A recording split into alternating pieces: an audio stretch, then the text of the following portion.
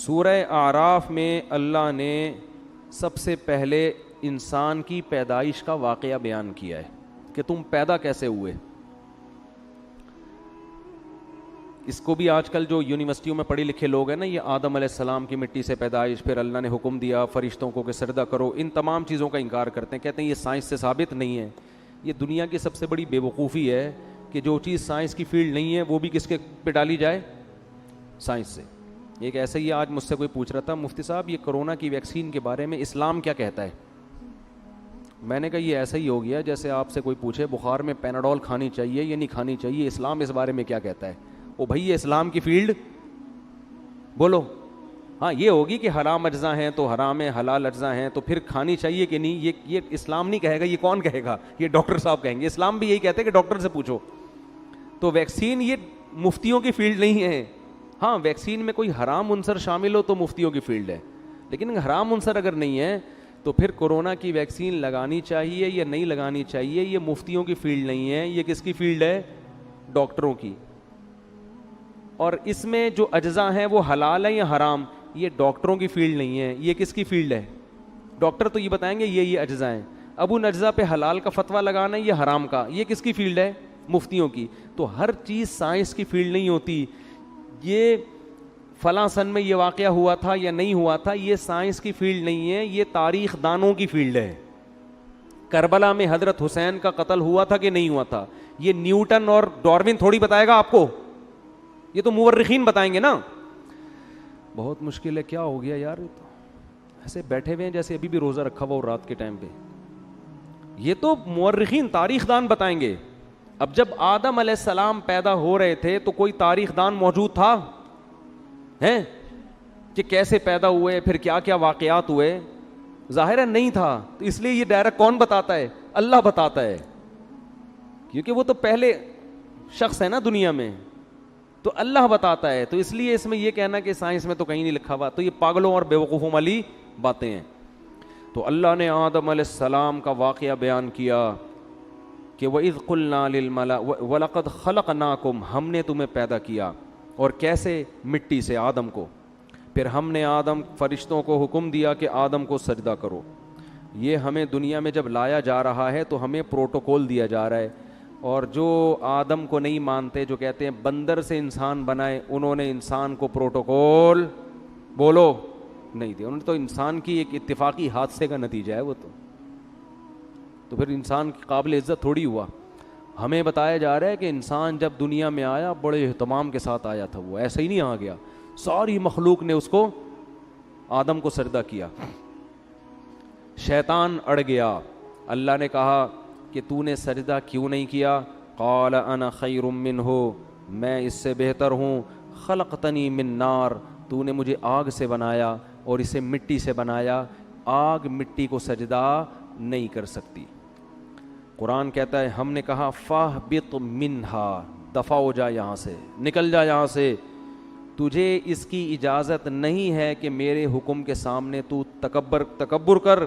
انک من الصاغرین, آج سے تو میری نظر سے گر گیا ہے.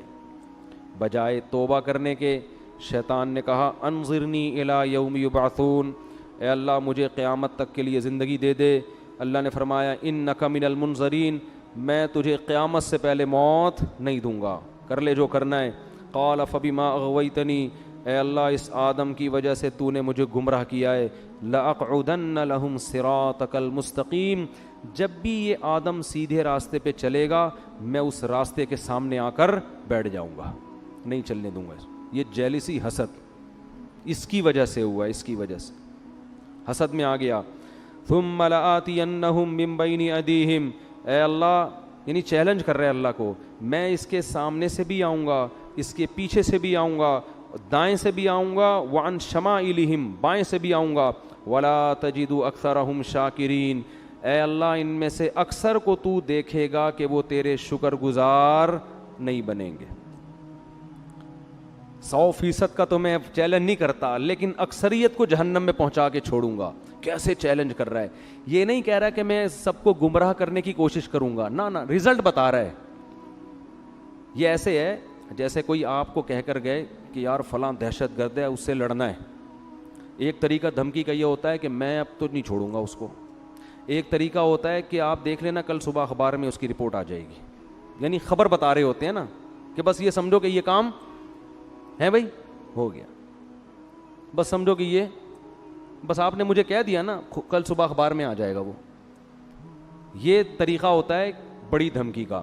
تو شیطان یہ نہیں کہہ رہا کہ میں سب کو گمراہ کروں گا, شیطان کہہ رہے اللہ میں خبر پیش کر رہا ہوں, لا تجد اکثرہم شاکرین, اکثر لوگوں کو تو دیکھے گا کہ وہ شکر گزار نہیں ہے.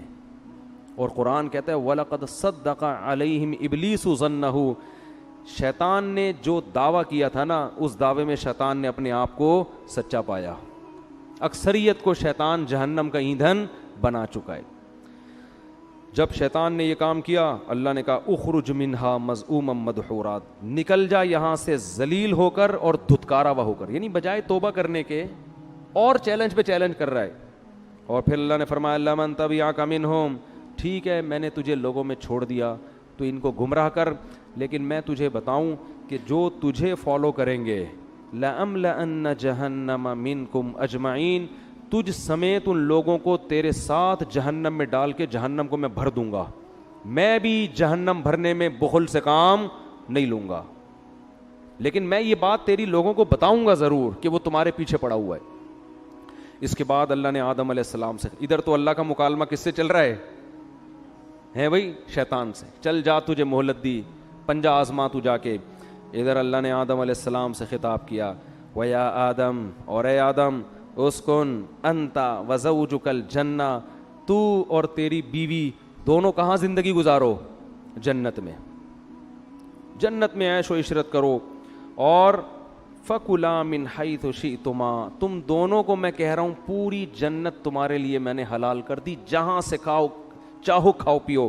وَلَا تَقْرَبَا هَٰذِهِ الشَّجَرَةَ, یہ والا جو درخت ہے کھانا تو دور کی بات, اس کے قریب بھی مت جانا, اس کے قریب بھی مت جانا. فَتَكُونَا مِنَ الظَّالِمِينَ, دونوں ظالمین میں سے ہو جاؤ گے. فوس شیطان آ گیا, اس نے کیسا ہوشیار ہے, چلو پہلے آدمی کو چھوڑ دیتا, یہ کل سے میں اپنا کام ابھی تھوڑا ریسٹ کر لوں, ابھی تو دھمکیاں ومکیاں چلی ہیں, ذرا ایک ہفتہ ریسٹ کرتا ہوں, تھوڑا آرام کرتا ہوں, اس کے بعد پھر جو ہے کوشش کریں گے.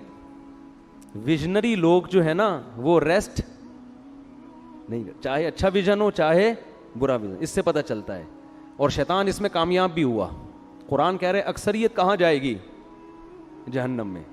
شیطان نے جو کہا تھا نا کر کے دکھایا, لیکن بے وقوف یہ نہیں دیکھ رہا کہ میں بھی تو جا رہا ہوں ٹھیک ہے نا, یہ بے وقوفی ہے اس کی. اس نے کہا کوئی بات نہیں, ہم بھی جائیں گے, ان کو بھی لے کے مریں گے. تو اسی وقت سے شیطان نے کام اپنا شروع کر دیا. یہ جنت میں کیوں چلے گئے, قرآن کہتا ہے فوسوس لہما الشیطان, دونوں کو جا کے دل میں وسوسے ڈالنا شروع کیے شیطان نے, دل میں وسوسے. لیبدیہما وقال ما نہاکما ربکما عن ہذہ الشجرہ, ان کے دل میں جا کے خیالات ڈالے کہ دیکھو پوری جنت میں ہر چیز کھانے کی اللہ نے اجازت دے دی ہے, یہی والے پہ پابندی لگائی ہے, اس کا مطلب اس میں کچھ ایسی خاص چیز ہے جو دوسروں میں نہیں ہے. یہ انسان کی نیچر ہے کہ جس چیز سے روکا جائے نا, آپ تجربہ کر کے دیکھ لیں, گھر میں نا ایک الماری رکھیں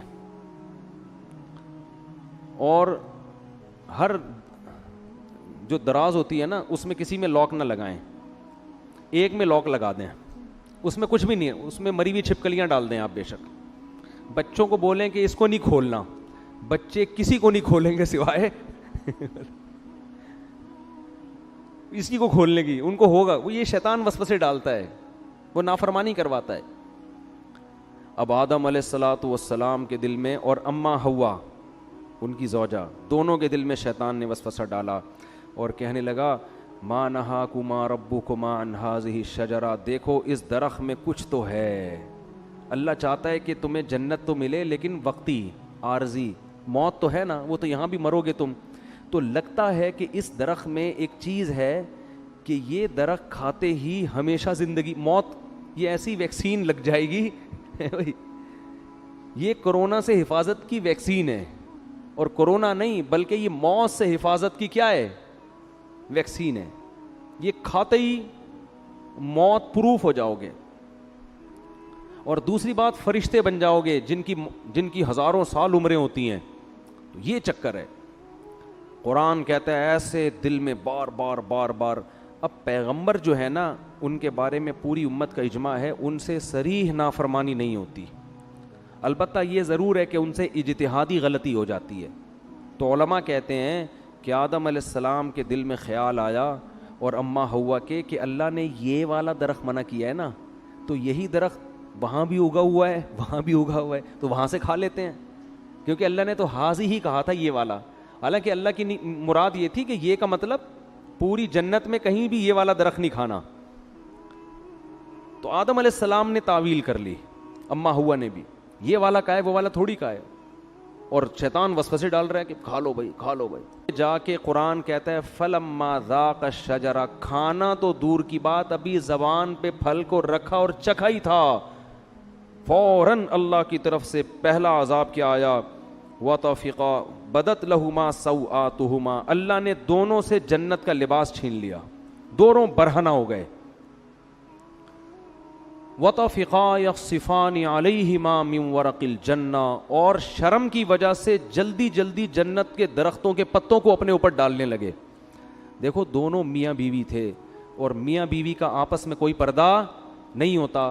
اس کے باوجود اس سے پتہ چلتا ہے کہ حیا کا تقاضا ہے کہ نارملی عام حالات میں میاں بیوی لباس کے اندر رہیں, ایک دوسرے کے سامنے اپنے سطر کو ظاہر مت کریں. اس سے آپ اندازہ لگاؤ کہ جو ہماری لبرل خواتین جو کسی کی بیوی بھی نہیں ہیں, غیر محرم مرد کے سامنے نارمل حالات میں نیم برہنہ لباس پہن کے گھومتی ہیں, قرآن کی نظر میں وہ کس قدر بے حیا ہیں. یعنی بیوی کو بھی کہا جا رہا ہے کہ نارمل حالات میں جب میاں بیوی کا کوئی ریلیشن نہ ہو اس وقت تو نارمل پراپر ڈریس میں ہونا چاہیے. حالانکہ میاں بیوی کا کوئی پردہ نہیں ہے, لیکن یہ حیا کا تقاضا ہے.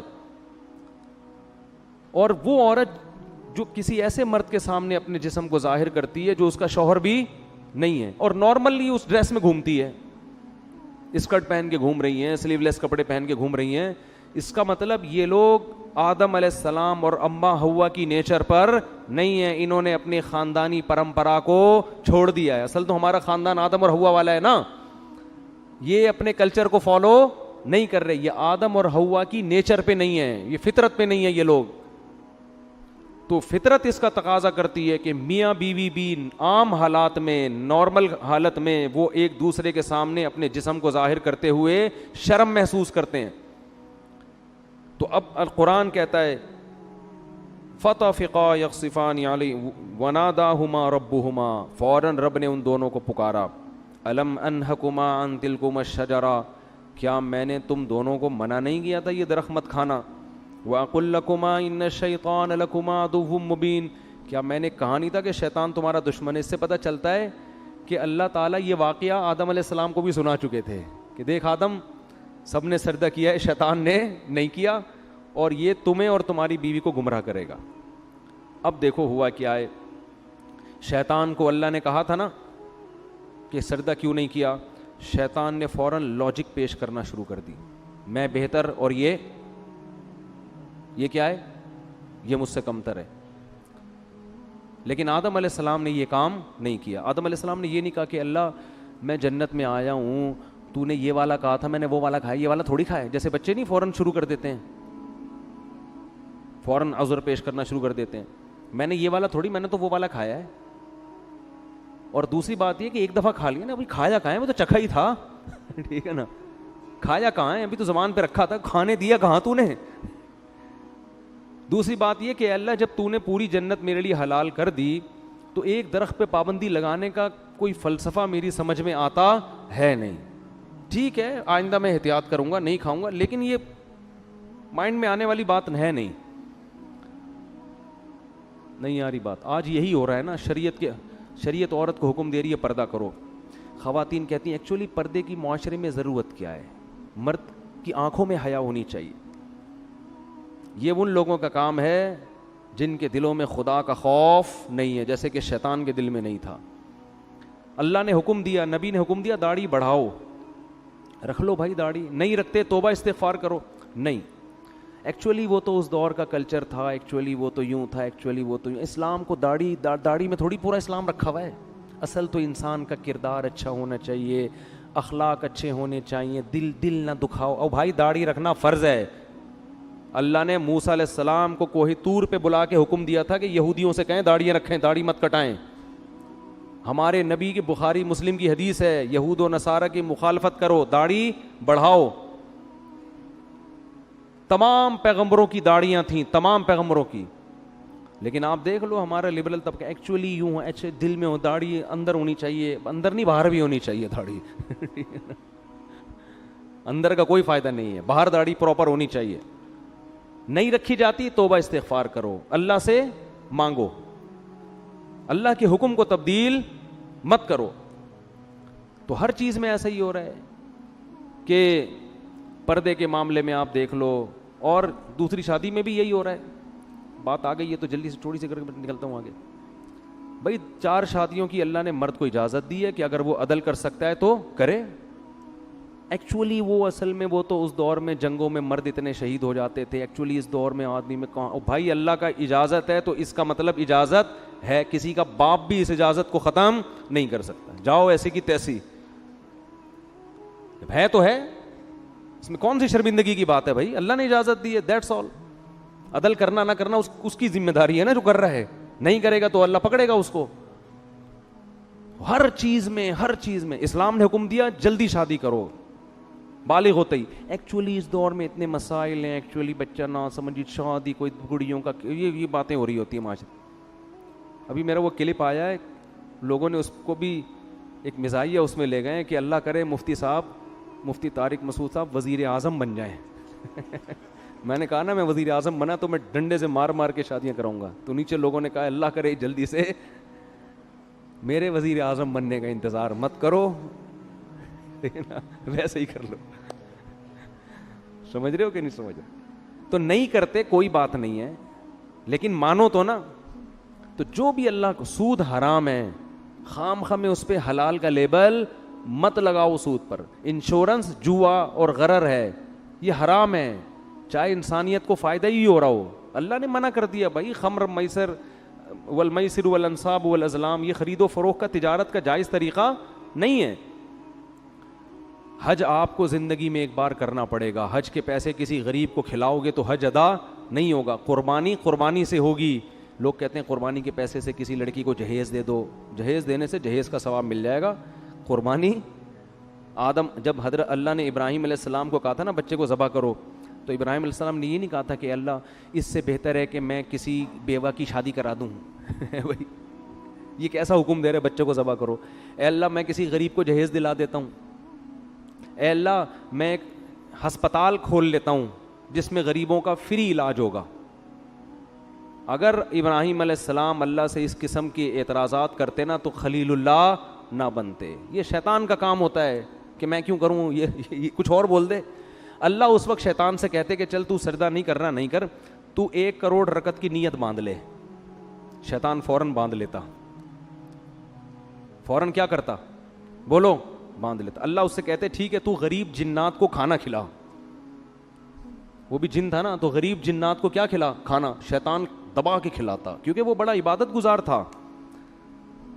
اس نے کہا سب کچھ کرنے کے لیے تیار ہوں, لیکن یہ حکم میری کھوپڑی میں آتا نہیں ہے. یہ جمعہ 8 دن آدم میرے سامنے پیدا ہوا ہے, میں پرانا عبادت گزار, کب سے عبادت کر رہا ہوں, میں اس کو سجدہ کروں. یہ بات ساڑی عقلچ بولو نہیں آتی. یعنی اللہ کو سمجھائے گا کہ تو نے, اب یہ دیکھو لوگ کہتے ہیں نا لڑکی کا آدھا حصہ کیوں ہے, لڑکے کا ڈبل کیوں ہے. اس کا مطلب آپ اللہ کو مشورے دے رہے ہو کہ اس نے بہن کا آدھا کیوں رکھا اور بھائی کا ڈبل کیوں رکھا. خواتین سے ہم کہتے ہیں مرد گھر کا سربراہ ہے, آپ کو اس کی اطاعت کرنی ہے. خواتین کہتی ہیں کیوں, فوراً کہتی ہیں کیوں, یہ اس میں کیا ہے, یہ اس کو میں سربراہ مانوں, میں اس کی اطاعت کروں, یہ مجھ سے پوچھ کے گھر سے باہر جاتا ہے جو میں اس سے پوچھ کے جاؤں. بھائی مرد کو اللہ نے پابند نہیں کیا ہے کہ وہ بیگم کو جہاں بھی جائے بتا کے جائے. عورت کو پابند کیا ہے کہ جب وہ گھر سے نکلے گی میاں کو بولو بتا کے جائے گی. ہاں مرد بھی اگر بتا کے جاتا ہے تو ایک اچھا میاں کہلائے گا وہ مارکیٹ میں, جو آج کل شارٹ ہیں. اچھی بات ہے, اخلاق کا تقاضا ہے, جہاں جا رہے ہو بتا دو, کوئی غلط, کوئی بم پھاڑنے تھوڑی جا رہے ہو, کوئی چرس پینے تھوڑی جا رہے ہو, دوستوں میں جا رہے ہو, بتا دو بیگم میں ذرا بیٹھا ہوا ہوں. اخلاق کا تقاضا اور چیز. لیکن قانون کیا ہے کہ رخصتی عورت کی ہوتی ہے, آدمی کی نہیں ہوتی, وہ باؤنڈری ہے. لیکن آج کل سسٹم الٹ, آدمی کی ایسی کی تیسی ہو جاتی ہے, کم بخت 2 منٹ نہیں کہیں بیٹھ سکتا, لوکیشن پہ پتہ چل رہا ہوتا ہے کہاں بیٹھا ہوا اس وقت. پوری میپ پہ لوکیشن ڈالی ہوئی ہوتی ہے, اپنے بندے کا DNA ڈالا ہوا ہوتا ہے اس میں. تو لوگ پھر ڈپریشن میں آتے ہیں, یار گھر سے باہر کہیں آزادی ختم ہو گئی. تو اس کو اللہ نے پابند کیا ہے. ہاں پابند کا یہ مطلب نہیں کہ جیل خانے میں ڈال دیا, اب اس کو کہیں جانے ہی نہ دیں آپ, لیکن شوہر کو اعتماد میں لینا ضروری ہے. اب خواتین کہتی کیوں, ہم تو مرد کے برابر ہیں. بھائی اللہ نے نہیں بنایا آپ کو, للرجال علیہن درجہ, اللہ کہتے ہیں میں نے مرد کو عورت پر ایک درجہ فضیلت دی ہے. تو عقل مند عورت کہے گی بھائی اللہ نے اس میرے میاں کو میرا سربراہ بنا دیا, اے اللہ میں تیرے حکم پہ راضی ہوں, اگرچہ مجھے کھوپڑی میں آتا نہیں ہے, لیکن میں اس کو سر کا تاج بناؤں گی, اس کی خدمت کروں گی, اس کو عزت دوں گی, اس کو احترام دوں گی. عقل مند عورت یہ کرے گی کس کو خوش کرنے کے لیے, اللہ کو, کہ بھائی یہ بھی مر جائے گا ایک دن تو مجھے اللہ اس پہ کیا دے گا, اجر, کہ تو نے اپنے شوہر کو راضی رکھا تھا. اور اللہ نے میاں کو پابند بنا دیا کہ سارا خرچہ کس کے ذمے ہے, تمہارے ذمے. اب میاں بیوی کو سمجھا رہا ہوتا ہے ایکچولی آج کل مہنگائی کا دور ہے, ایکچولی تم بھی جاب کرو, دیکھو گھر مل کے ایسے نہیں ہوتا, یہ ٹوپی ڈرامے ہیں بھائی. جب اللہ نے کہہ دیا بما انفقوا من اموالہم, مہنگائی ہو یا سستائی ہو, گھر کا سارا خرچہ کس کے ذمے ہے, آدمی کے ذمے.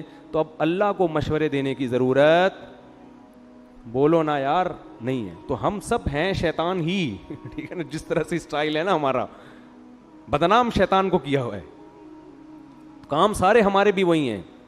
تو شیطان نے کہا تھا نہیں میری کھوپڑی میں نہیں آ رہا, آدم کو اللہ نے کہا میں نے منع کیا تھا مت کھانا, تو آدم علیہ السلام نے یہ نہیں کہا ایکچولی اللہ مجھے اصل میں کنفیوژن ہو رہی تھی تھوڑی, یہ والا یا وہ والا. تو اصل میں وہ نا نا نا نا نا نا, جیسے ہی اللہ نے کہا میں نے منع کیا تھا, آدم نے کہا ربنا ظلمنا انفسنا, دونوں مل کے دعا مانگنے لگے میاں بیوی, اے ہمارے رب ہم نے اپنی جان پہ ظلم کیا, کوئی عذر نہیں, غلطی ہو گئی. وَإِن لَّمْ تَغْفِرْ لَنَا, اب بھکاری بن کے مانگ رہے ہیں, اللہ اب تیرے رحم و کرم پہ ہیں ہم, تو چاہے تو شیطان کی طرح ہمیں بھی دھتکار سکتا ہے ہمیشہ کے لیے, لیکن ہم تباہ ہو جائیں گے, ہم کیا ہو جائیں گے, برباد, ہم پہ طرز کھا اور ہمارے اس جرم کو معاف کر دے.